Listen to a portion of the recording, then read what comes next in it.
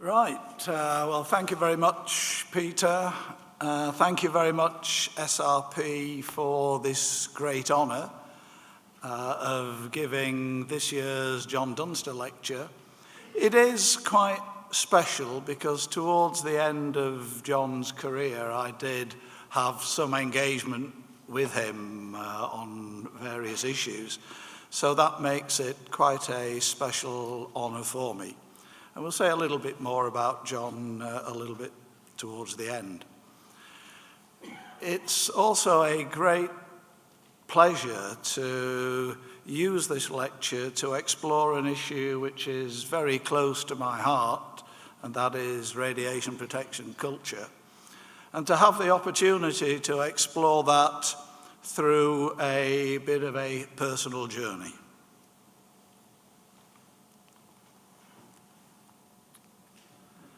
And in this journey, or after this journey, I hope that you will understand, first of all, why culture is important, what are the key elements of a culture, and just what you, as radiation protection specialists, what you can do about it within your organizations. So that's what I'm hoping to achieve on this journey. And the journey will take us through a range of different opportunities. It will cover the fundamentals of Alara, and again through a historical perspective. It will cover safety culture, so that will be a bit of a jump to start with, when we get to that point. But then what I want to do is to bring them back again, radiation protection as part of safety culture. There is then a session where I'd like to go on and just illustrate ERPA's guiding principles, which I hope you're aware of as a relatively recently published ERPA document. So we're going to start with a historical quick trip through Alara fundamentals, go on to safety culture, and then radiation protection as a part of safety culture, ERPA's guidance, and then a little bit about where next. And a common theme throughout this talk is going to be how to engage people, right? This sense of engagement and commitment. Right, and it isn't always easy, as this particular cartoon is meant to illustrate. So just remember the themes: engagement and commitment. Well, I said it was going to be a personal journey. That is my salary when I joined BNFL Sellafield in 1975. Right, that's not a monthly salary, that's an annual salary. Right, so those of you who are on much bigger numbers, never complain again. Having said that, I'm not sure whether that just says how old I am or whether I was lowly paid at the time. And that, of course, is a picture of Sellafield. Sellafield, as you know, is always like that. No wind, clear blue skies, plumes going vertical. Right, so that is a typical Sellafield view. At the time I joined in the mid-70s, I think it would be fair to say that the organization was coming around from the view that as long as they're below the limits, that's okay, and coming round to properly embrace Alara. Right? In theory, Alara had been there all the time, but from the mid-70s onwards, it really did pick up a pace, and the whole team and organization at Sellafield did take Alara quite positively.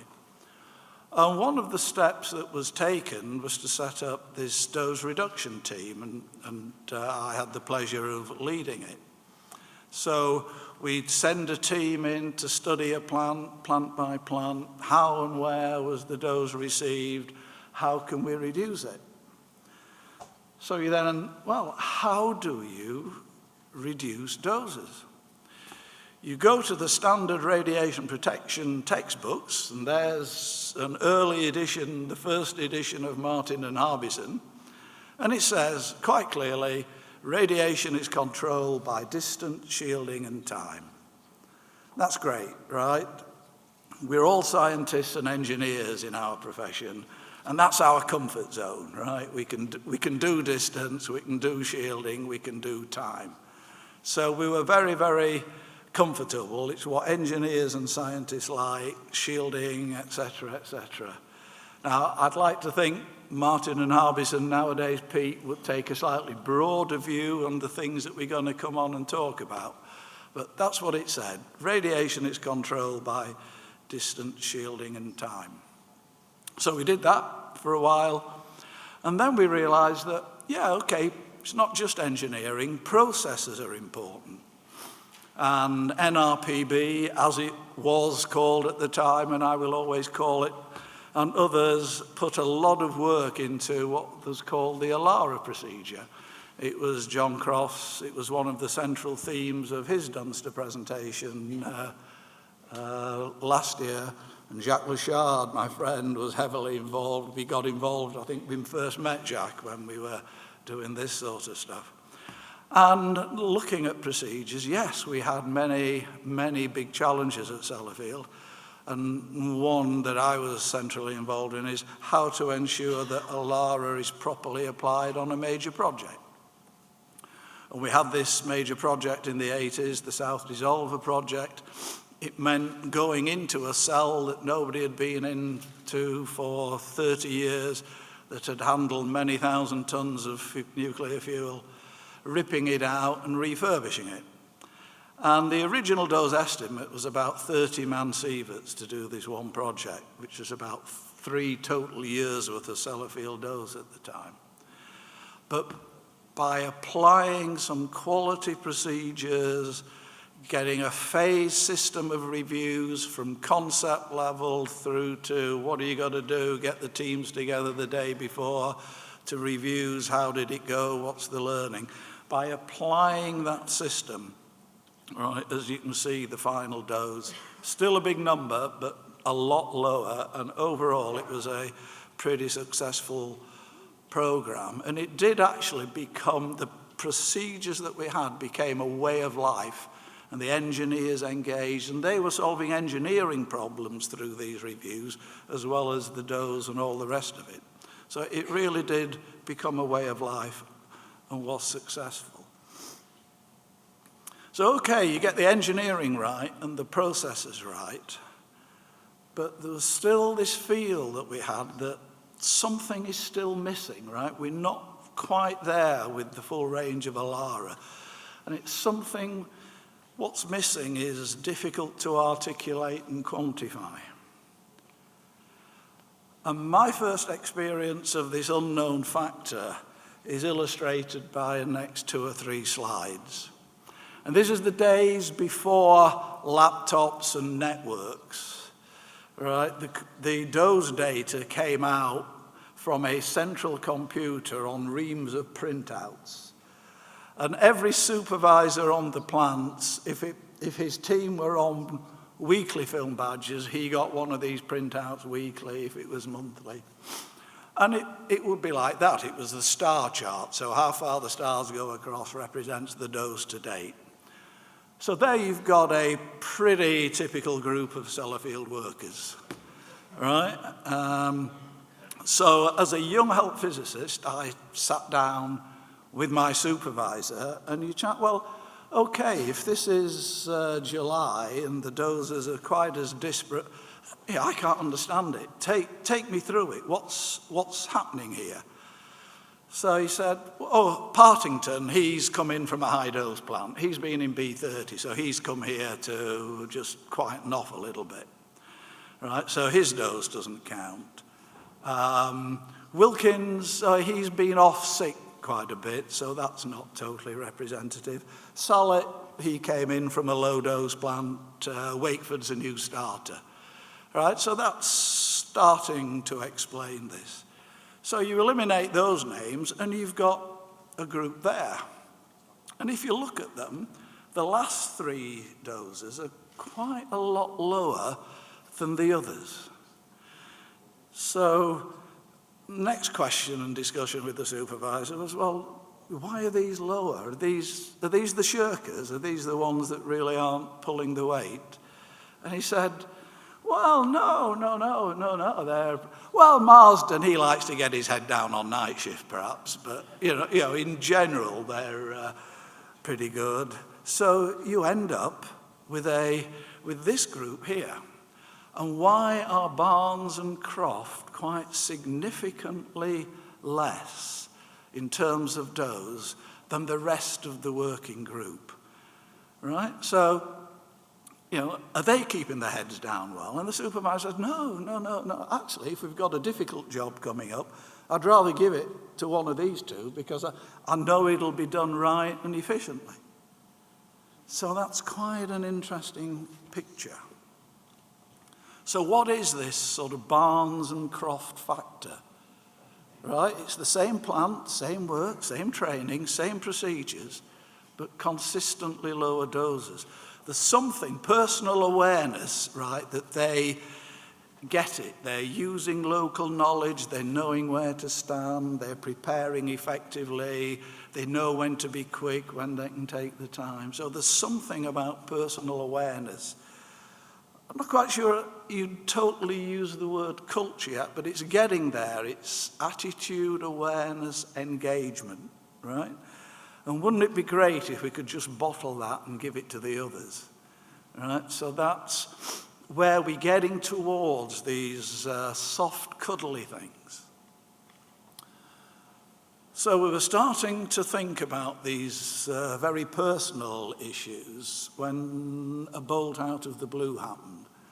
And many of you may have heard of the Gardiner Report, a scientific paper on epidemiology, came out with a postulation that doses to the father prior to conception give an enhanced risk of childhood leukemia. As you might expect, great emotional concern for the Sellafield workforce. The fact that the hypothesis was later proven to be wrong wasn't a help at the time, right? It was a very real and impactful experience. Workers were being doorstepped by reporters. Are you thinking of having more kids? What would, has this changed your mind? So it was really impactful and quite stressful. So hence we led into another round of dose reduction. This is 10 years to 12 years after the previous one. But the difference was largely that this was led by the workers on the plant. It was led by them. It wasn't done to them as previously. And this is starting to recognize and build on the personal awareness. Yes, it was supported and facilitated by managers and health physicists, but it was done by the teams. And I think you can see we're gradually moving towards this idea of culture. And this is the famous dose of collective dose, the graph of collective dose at Sellafield. It's from the mid-70s onward where there was a distinct decrease. The red is the internal dose that came through when it was quantified. And that in itself is a success story. You'll see how that decreases. But this famous decrease in collective doses, thanks to Jim Bishop and his team for this. As an aside, I still keep waiting for the kick-up with decommissioning. I'm convinced that that must come, but every year it never seems to. All right? So that is part of this success story. And if you start to analyze that conceptually, not in detail, because these things merge, but in the early part of that decrease, there was this strong emphasis on engineering. In the middle part, its processes. Towards the end, the culture was coming through. Now, it's not actually as discrete as that, and things do merge, but there's a large flavor that those are is really the emphasis. And whether it's culture, attitude, engagement, leadership, right, it's an absolutely vital part. And really, this is the same thing as standard management speak in terms of plant processes and people. Engineering processes and culture would be another way of phrasing it. And you need all three to be Alara. You heard in the introduction that about this time I was working with helping to write a guide for ICRP on the protection of workers. Tony Rickson was on the group as well, and we managed to write in that in terms of controlling work, it's not just distance shielding and time, it's distance shielding, time and attitude, because we wanted to get this flavour that it's not just engineering, there's some personal soft issues coming through here. Sadly, that phrase was deleted in the final review by the main commission. We were obviously prophets before our time, and it never got through into the final publication. But what did happen 10 years later was in ICRP 103, they did come along with a phrase that actually John Croft and I had been quite heavily promoting, which is this: optimization is a frame of mind. So you can see how we're gradually moving towards the people factors, the soft people interactions are at least as important as the engineering and the processes.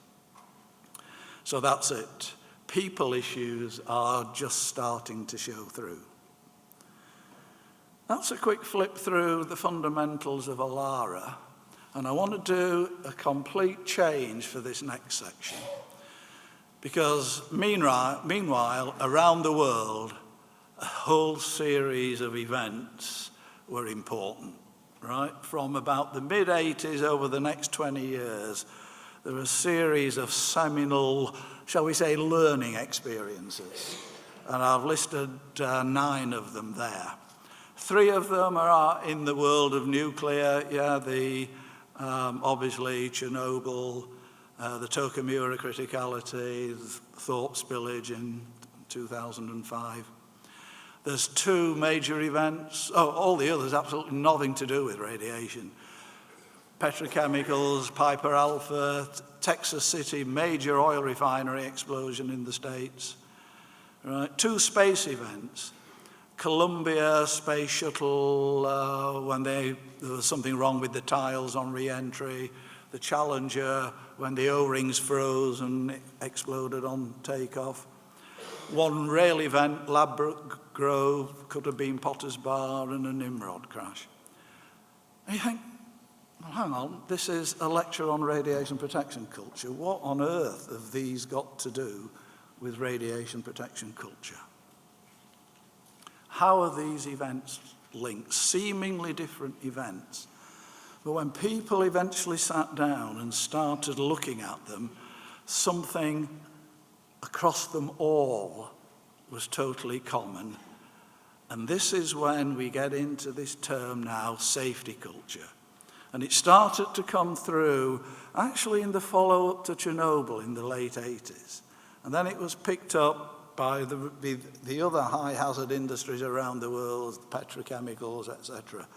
And okay, safety culture is now a term in common use, but that's its sort of vintage and its origin, right?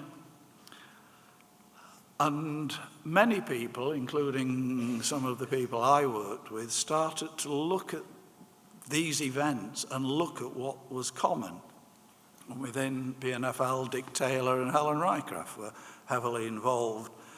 And you just look at this, and it's what comes through in each and every one of these major events is leadership, attitudes, behaviors, competence, business environment, right? The pressure to launch, the pressure to deliver, right? Organization, learning, oversight, scrutiny, communications, right? These come through as totally common factors in all of those different events and more. Right? And this was what was coming out of those things and what led to the wider development of safety culture. And over the last 20 years, there have been many organisations have developed their own models of safety culture, what contributes to it, how you would hope to address it, how you define it. I mean, I've chosen 4 nuclear examples there, but they apply in other fields as well, the petrochemicals in particular, but aircraft, airworthiness. IAEA came out with what they thought were the 5 key attributes of a nuclear, but really safety culture. The US regulator, the 9 traits, the 9 behavioral elements of safety culture. World nuclear operators came out with 8 principles for a strong safety culture. Our own regulator, NII-ONR, came out with the 4 principles of leadership and management for safety culture. And you can look at these, and there's more, right? I've chosen 4, but in the main, they are variations on a common theme, right? They all have a slightly different emphasis. Some organisation thinks this is a little more important than that. But they're variations on a common theme with different packaging and different emphases. Yeah? And for example, this is out of the ERPA guide, and it's picking up the 9 traits of a safety culture favoured by the US NRC. And you look down that particular list: leadership, values, continuous learning, communication, questioning attitude. Right? You can go through all of these, and that just totally aligns with the slide that I put up of the 10 points that we came up with within the company I work for of what was common. So these issues are, totally common. ONR will have a slightly different emphasis, package them differently, not have 9, but have a slightly, but they merge them together. They're all fishing in exactly the same pond. So, what is safety culture? Let's start first of all with culture. And culture is a system of shared beliefs. Right? If you set out and look at a dictionary, it says a set of predominating attitudes and behaviours that characterise a group or organisation. So it's predominating attitudes and behaviours, whether it's the culture of a South American tribe, British culture, safety culture within your organisation. Right? It's always shared beliefs, attitudes, and behaviours. So you move on to safety culture. I've given there, because we're UK, what was the first sort of more widespread UK definition by the Health and Safety Commission. It's a bit long-winded, right? I'll read some of it. The product of individual and group values, attitudes, perceptions, competencies, and patterns of behaviour that determine the commitment to and the style and proficiency of an organisation, blah, blah, blah, blah. It goes on a bit, it's a bit wordy, but you get the impression it's how that organisation behaves, and there's something about shared between the organisation and the individuals. A more commonly used one is IAEA's definition of safety culture. They're thinking nuclear safety, but it's essentially the same. Safety culture is that assembly of characteristics and attitudes in organisations and individuals which establishes that as an overriding priority, safety issues receive the attention warranted. And there's 15 definitions of safety culture, but they're all around that particular theme. The one that I like is this one because it's short and sharp and punchy and gets the real message over. It's the way we do things around here when nobody's looking. When the boss isn't on the plant, do we still follow the rules? Do we think prudently? Do we keep an eye on our brother workers? Right? Or do we just throw the rule book out the door? do the easy job the easy way and don't bother, right? So the way we do things around here when nobody's looking is a nice, simple feel for safety culture. And basically, it's evidenced by a set of behaviours, good or bad. I'd like to take a couple of minutes just to delve a little deeper into safety culture and the ideas behind it and why it's so important. This social scientist, Edgar Schein, has what he calls the onion layer model of safety culture. I'm not very good at drawing onions, so I've drawn it as a block diagram. But in this block diagram, the outer layer, which is what you see, right, is behaviours, right? What people do, the actions. Slightly below that, in terms of what you see, is what he calls artifacts. But it's other observable evidence, the minutes of committee meetings. What do the posters say? What are the stories about the organisation, the myths and legends that the workers tell? Right? So it's still observable evidence, but it's at a one layer down from behaviours. Below that, attitudes, which is really a mindset, but then you get down to espouse values. And if the boss says, nothing is more important than safety, right? I value safety. But he goes on the plant, never asks about safety, asks how the day's production's going, right? Turns a blind eye to people breaking the rules and then comes out.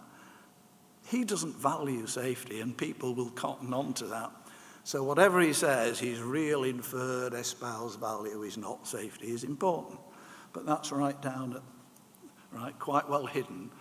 And the fundamental level is this beliefs, the values and assumptions that people have and they sort of take through organisations. And you can see from the set of arrows, there's a distinct connection between these layers. And the upward connection is drawn as a strong arrow. And that really is, if you have a set of beliefs, then you are much more likely to act in alignment with that beliefs than to go against them, right? It's a really strong motivator. In fact, the two most important things probably for influencing your behaviour is what you believe and how the people around you are behaving. Right, so what you believe is vitally important, but that's at this lower hidden layer. There is a weak arrow down because how people behave can eventually influence beliefs. And if the boss or whatever comes on the plant time after time consistently, asks about safety, talks to people, wants to learn what's going on, and does this consistently, and it features in his communications, right? From his behaviours, it gradually builds up and starts to affect people's beliefs. But you have to do it consistently, and it has to happen over a period of time in order to have that particular influence.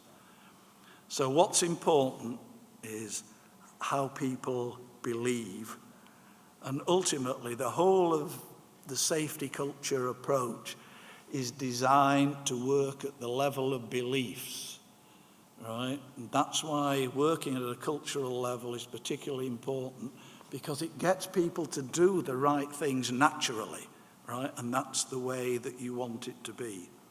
So ways of influencing beliefs are the important tools, and it's the consistent behaviours, the communications, the consistency in actions over a period of time. And of course, communication is one of the important things. And in this field, if you don't get the communications right, then you're going to struggle. Okay, we've talked about the fundamentals of Alara. We've talked a little bit now about safety culture itself and what it is and how you can start to influence it.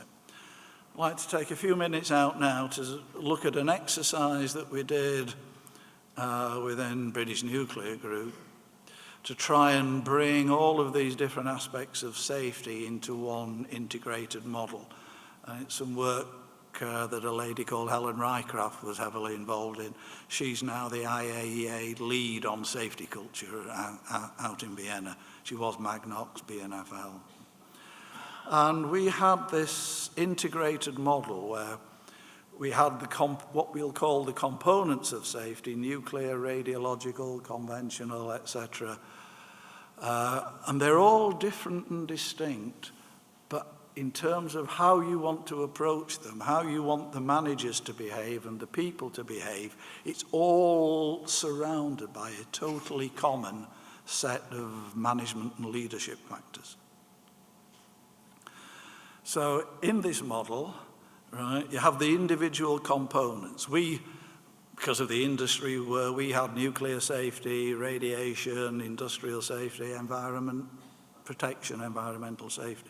If you're in a hospital environment, you could add in patient safety instead of nuclear safety. And so I believe the model works wherever you are, right? But each of those components of safety has its own distinctive hazards, characteristics, and controls. But don't forget, whilst you're dealing with them on an individual component basis, you can't forget the wider picture. So let's take 3 of the examples, right, and deal with the hazards. Start with industrial safety on the right. Everybody knows, slips, trips, falls, working with electricity is potentially dangerous. Don't go into a confined space where there's no oxygen. If you're working on a lathe, don't get your hair caught in it, right? If you're working on a pressure vessel or you've got a roller shutter door, just beware of stored energy, etc. So it's fairly clear what the hazards are there. Radiation, on the other hand, again, fairly simple in principle: external radiation or contamination leading to internal exposure. Nuclear safety depends what sort of a plant you're on, a reactor, a nuclear chemical plant. Basically, it's a major release of energy due to a loss of control, an unplanned criticality, a degradation of the reactor core, and ultimately, or likely, a major release of radioactivity. And again, as I said, you could add patient, biological safety and define your own hazards that you're meaning. So what is distinctive and differentiating about each of these different components of safety? Well, again, let's take industrial safety. The hazards are present in most work areas, right? They've had to take down a lead trailing across the entrance to this stage, right? Wherever you are, right, it's pretty universal. There are potential hazards.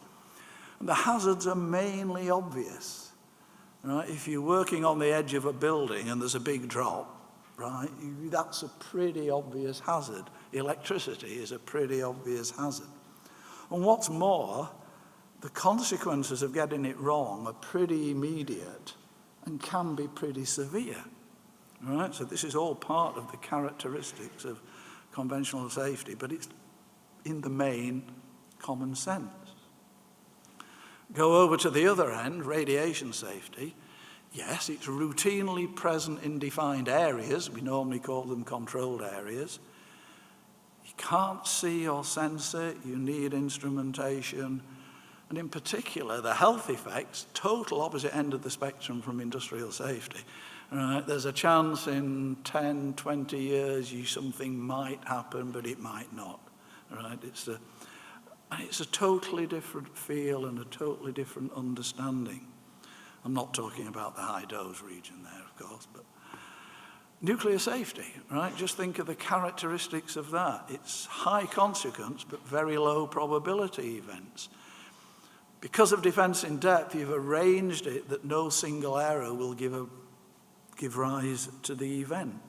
And you've got this sort of remoteness of the final event, and that can create an element of complacency if you're not careful. So these are distinctly different characteristics. And they tend to have different controls. This is not absolute, right? All of the controls may be relevant to everything, but certainly the balance of emphasis is different. In industrial safety, you try and eliminate the hazard, rewire it so you're not walking over cables. Using protective equipment, if you're working on a roof, safety harness, make sure it's fastened on, etc., etc., etc. Right? It's fairly self-obvious, and most of us could do a reasonably intelligent and effective workplace safety inspection for conventional safety. Radiation, okay, we have to concentrate, containment and shielding, do the practical Alara things that we covered a few minutes ago, rely on alarms. Local knowledge, if you want to do this personal, build on this personal awareness stuff, and you certainly need special training. Nuclear safety, yeah, you just got to make sure you control all the energy sources.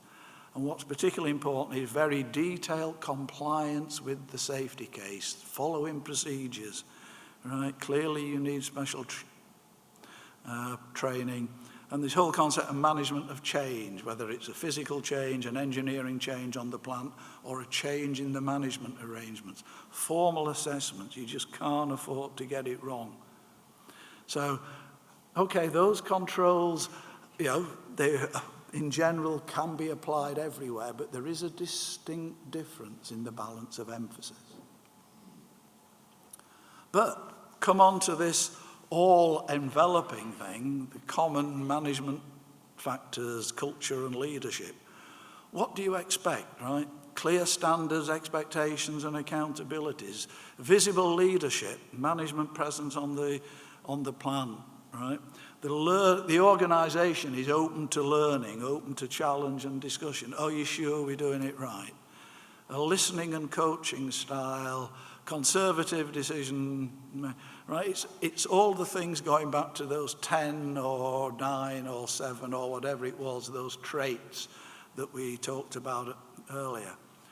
I can't believe there's anybody in this room that doesn't believe that those apply to radiation protection, the management of radiation safety, right?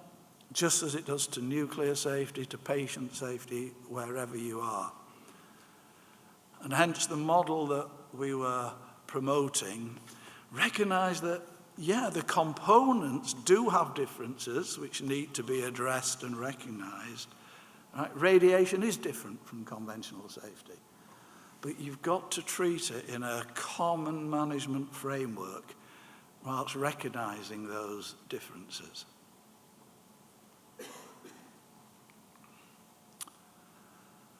So I think we've got to the point where culture and leadership are vital, radiation protection as one component of the overall safety picture.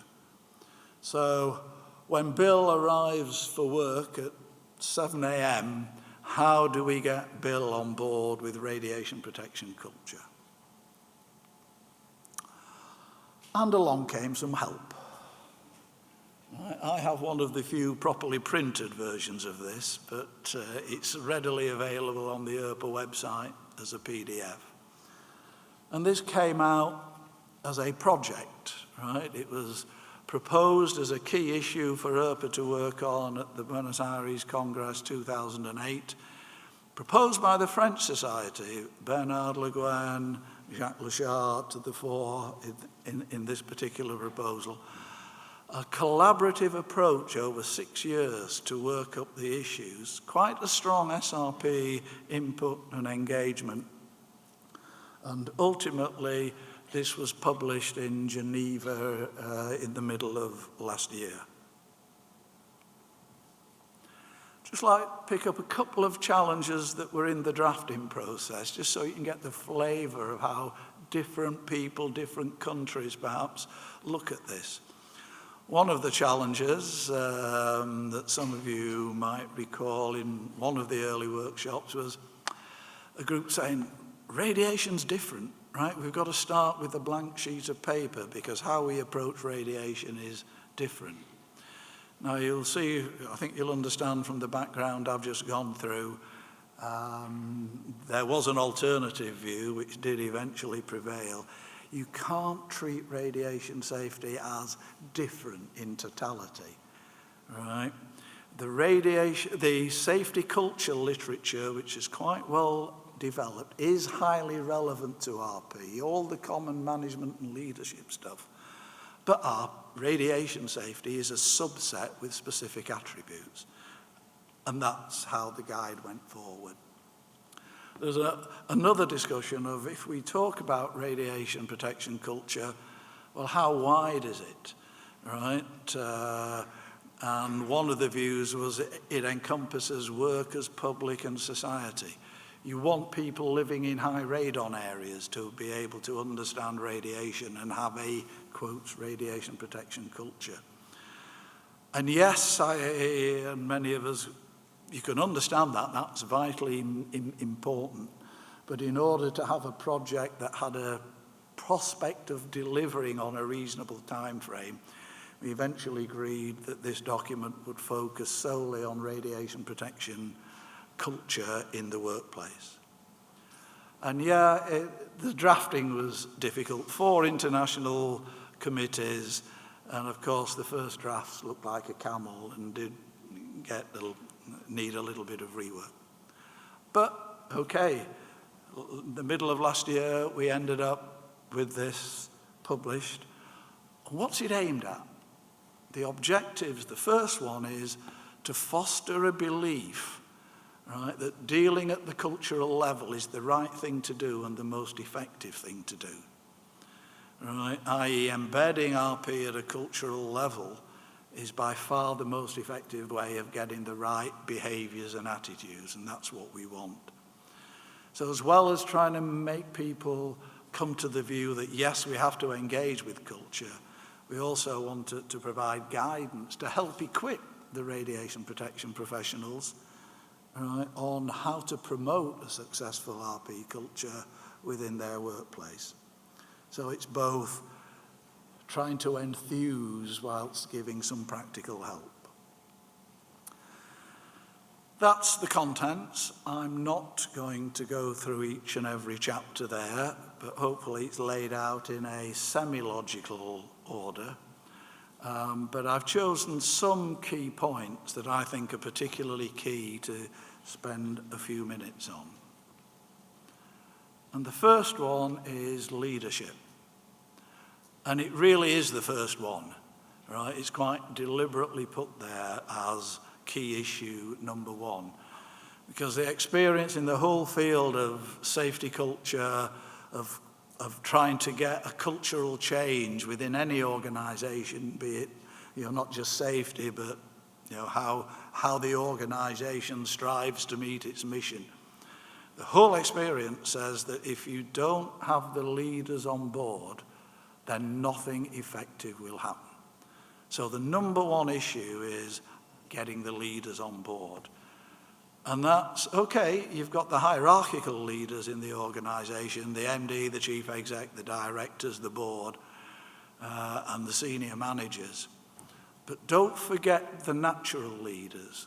Wherever you are, whichever part of the organization you're in, people look to some of your peers as the natural leaders, and they'll take a steer from how they react to something. So as well as addressing the hierarchical leaders, look to engage the natural leaders. And then you've got the challenge, well, how do you get the leaders on board? And it's not an easy, it's not a prescription. 2 little stories to illustrate this. You all have heard of the DuPont Chemical Company. Right now, within the business, they are recognized and have been recognized for years as a leader in safety. Right, for many, many years, right? They actually market their safety knowledge through consultancies. Right? How did they get to that position? They started out as an explosives manufacturing company. And Mr. DuPont, right at the start, decreed that each and every explosives manufacturing site, its manager would live on the site with his family. That's a pretty good way of getting the attention of that manager and giving him a good incentive for dealing with safety. So that's just one way of how to get the attention of the leaders. Second quick story is a little more personal to me. BNFL, British Nuclear Group, got a new chief exec. Came in not from the nuclear industry. I was his director of safety.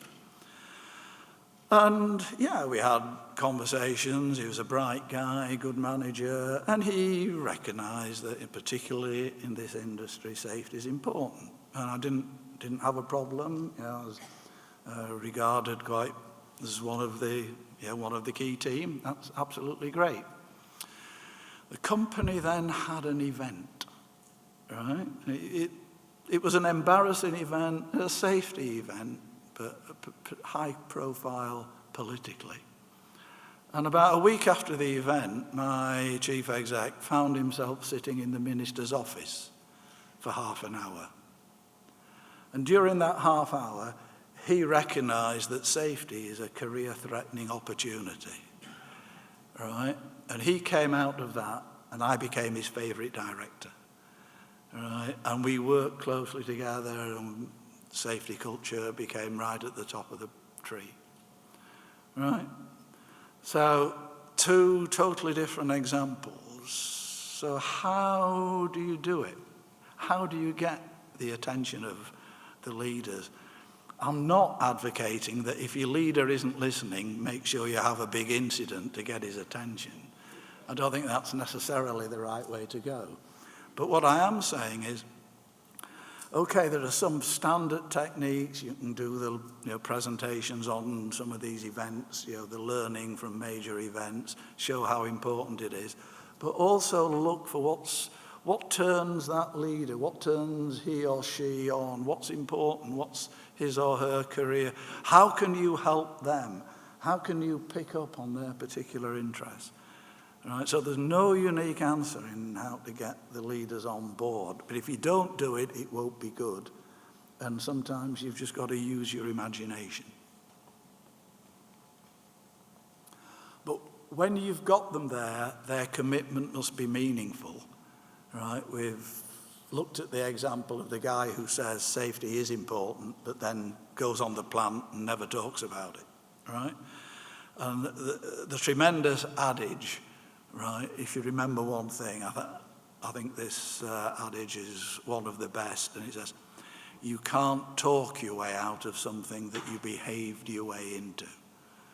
Right? So just remember that. Second thing is measurement and assessment. Right? How do you know where you are, and how do you improve from where you are? What indicators do you have? What tools exist to help you understand where you currently are? Now, our own HSE has something called a safety climate tool, which is aimed more generally at safety culture, but has a set of questions and do surveys, and that would be one way of using it and helping to interpret that through the eyes of radiation protection. There's some discussion in the ERPA guidance of what you might look at for indicators. Right? We've got groups beavering away that I'll come on to that are specifically looking at indicators. So there are ideas to help you understand exactly where you are. But once you realize where you are, you have to have something to interpret the data and help you move forward. And there's a series of different models that go under the banner of generally safety culture maturity models. The ERPA document picks up one that has a 5-stage, and I'll leave you to try and pick out where your organization is. Right? At the left-hand side, it's pathological, right? We do nothing unless forced, and it's your fault if something goes wrong. Come one to the right, it says reactive. Yeah, we readily put things right when something's gone wrong. One further to the right, I hate the words, but this model uses calculative. And yes, we recognise we have to get ahead of the curve. We have a management system in place to address all of our hazards. We do audits and things like that. So it starts to help you look at where you are. Over to the right-hand side, again, I've no idea where the term comes from. They call it generative, but really safety is just integrated into business, right? I look after all my brothers and sisters out on the plant. We're interdependent, right? And in particular, we have this feeling of chronic unease. We're always looking for what could go wrong. I work with a couple of organisations who have really good lost time accident rates at the moment. We always say, this is the time to get worried. Right? You need this sense of chronic unease because something will go wrong. And there's this step here. And what you need to do go from 1 to 2 is different from what you need to go from 4 to 5. So you need to know where you are, and then you can start to picture how to move forward. So that's thoughts on measurement and assessment. The third one I'd like to touch on is equipping the RPA. Who's going to lead RP culture development in your organisation? There's only one answer, and it's you, right? The RPA, right? Nobody else is going to do it on your behalf. So you've got to pick up these reins, right? Jack's going to talk about ethics. I've been involved in some of that work stream. I've actually come round to the view that RPAs have a duty. It's not just good practice, it's a duty to drive forward on RP culture. Right? But you've got to align it with the wider culture of your organisation. You've got to deal with a wide range of stakeholders, the senior managers, directors, clearly the workforce at all levels, contractors, equipment suppliers, regulators, come back to them. If you're in the medical sector, as many of you are, looking around particularly difficult challenges, right? You've got to deal with the radiologist, the referring doctor, and they all think they're the boss, and what I'm even hearing this morning, they're all kings of the perch, right? They're going to do it their way. So how you get to them is a challenge, but it's a specific issue for the medical sector. But the other issue to me is, do you as RPAs have the necessary soft skills for culture change? We all come as scientists or engineers, right? And many of us are naturally wary of social scientists, right? Do they really call it a science, right? Right? So we're a little bit wary of social scientists. But not many of us are actually trained in the arts of leadership, listening, persuasion, and influencing. Not many of us have those skills. And if you're having to deal with all of the people, right, from senior managers all the way through the organisation, you could feel a little bit exposed. And I think that we need to do a bit more to help equip our RPAs have this leadership, this culture change skills. The regulator, we talked a little bit about this in a coordination group this morning. Wouldn't it be great if you could just have a license condition that said, thou shalt have a good safety culture, right? And then the beatings and prosecutions will continue until culture improves, right? If you don't get to level 3 on that model by September the 20th, I'm gonna, right, so. But that doesn't work for culture, right? But to me, and I think to all of us, culture is too important to expect the regulator not to get involved, right? But the role of the regulator has to be a little different compared to many of the other approaches to regulation. And it's a bit more challenging and a bit more subtle. And to me, it's more involved in supporting and encouraging the RPA, and particularly working on the leaders. And one of the best experiences I've had in this field, when a guy called Mike Waitman took over as head of the NII, as it was at the time. His first action was to go and sit down with the boards and executives of each of his licensees in turn. And he just sat down with them and talked about culture, safety culture, to get the people at the top aligned and involved and understanding, so hopefully they would be supportive of what was happening lower down in due course. So that's the sort of thing that a regulator can do. That's the role of the regulator, in my view. And finally, what's the role of SRP in this RP culture? The first one, perhaps, is promoting the importance of RP culture. In this case, it's absolutely great because look at Goal 7 in SRP's strategic plan, and it's promulgating radiation protection culture. And they're doing it through things like this, right? Not just the Dunster Lecture. There's a couple of sessions tomorrow or more on culture, on radiation protection culture. That's the sort of thing that you'd look for. Right?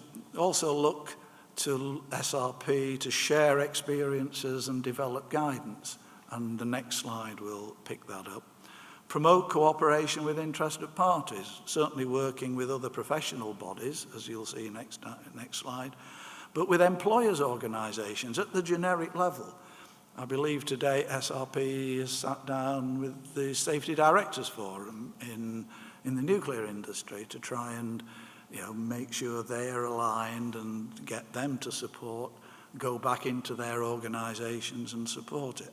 And that's the sort of thing that you can do at a professional body level, right? And also work generically with regulators. But in particular, going back to one of the earlier slides, I think SRP could do more to help equip RPAs with the soft skills necessary. And I'm hoping that over the next 12 months, we'll be able to have, for example, a small workshop to take 20 RPAs or whatever who feel that they'd like to be a little more comfortable in leadership, influencing skills, and take them through a day to see how they could become more comfortable in leading through what's this important challenge. So I'd like to see that happening over the next 12 months or so.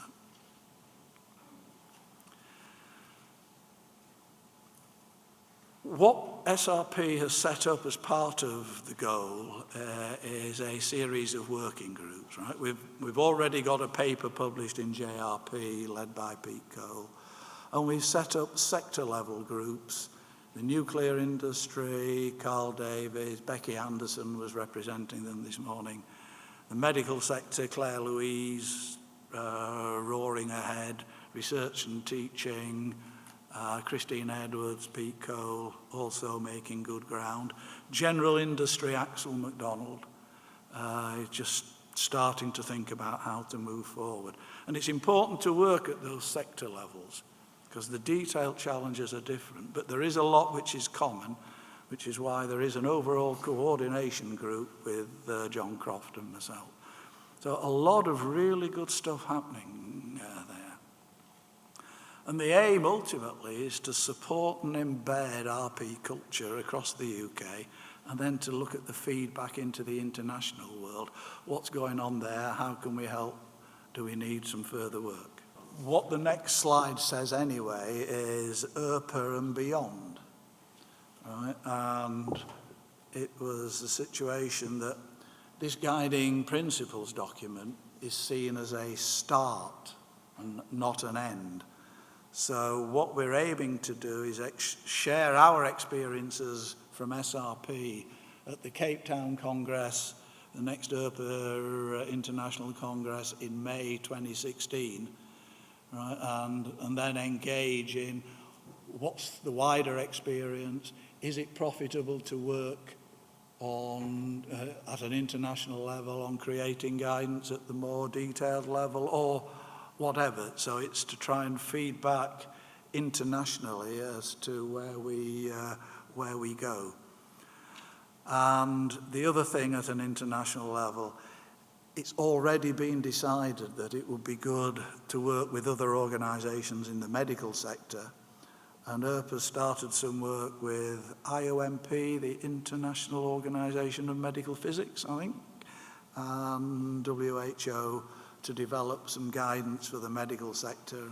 Claire Louise is linked into that.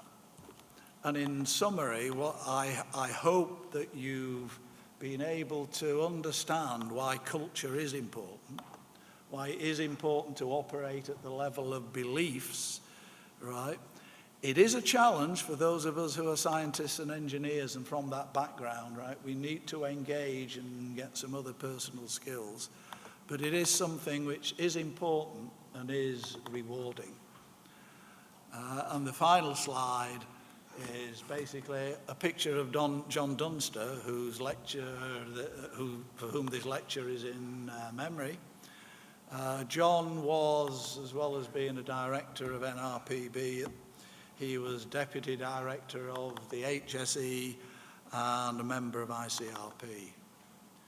And in those roles, John, I'm absolutely confident, would have been entirely comfortable with seeing radiation protection as part of the safety picture, not isolated from the wider safety picture, but with the particular emphasis on people and culture. So I think he would have been absolutely on board with this idea of radiation protection culture. Thank you.